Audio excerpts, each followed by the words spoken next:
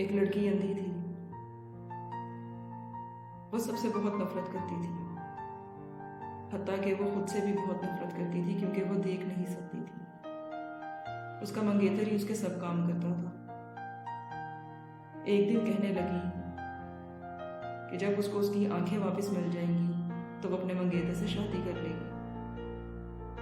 उसकी ये दुआ कबूल हो गई और किसी ने उसको आंखों का अतिया दे दिया। उसके मंगेतर ने उससे पूछा कि क्या अब तुम मुझसे शादी करोगी? तो वो बहुत हैरान हुई। उसने देखा कि उसका मंगेतर भी देख नहीं सकता। उसने अपने मंगेतर से शादी करने से इनकार कर दिया।